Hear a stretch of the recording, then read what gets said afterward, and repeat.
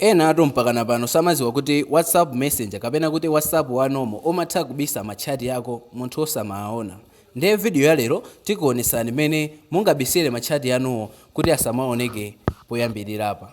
Ndiye choyamba timangoyipanga hold chat imene tifuna tiyibiseyo. Mwachisanzo tipanga iyi ya Brian tipanga hold, ndiye kuti tipita apa pa madoti atatu pa pakona apa. Tikapanga click pamenepo tipanga apa pamene alemba kuti lock chat, ndiye kuti pamenepo tipanga, tikapanga click pamenepo ndiye kuti pangaso continue.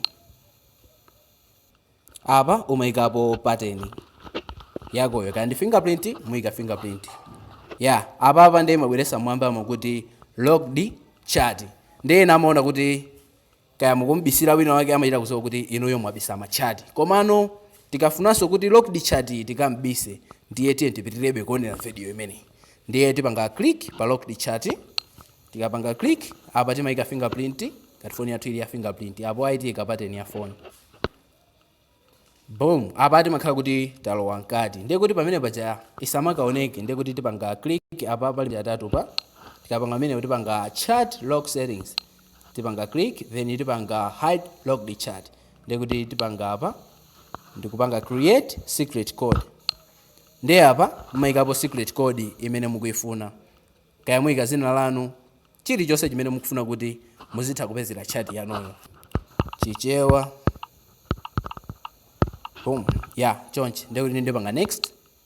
Tikapanga next ndiye kuti tikasoka chikena nkulembaso kuti chichewa nkupanga done.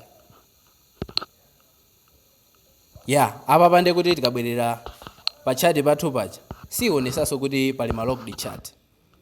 Ndiye kuti tiapeze ma locked chat iwo chimene timachita ndikupanga apa pamene alemba kuti ask meta AI or search. Tilemba pamene tipita pamene papa umangolembano secret code icha, ndiye kuti apa tikalemba kuti chichewa ndiye kuti mabweresa no locked chats.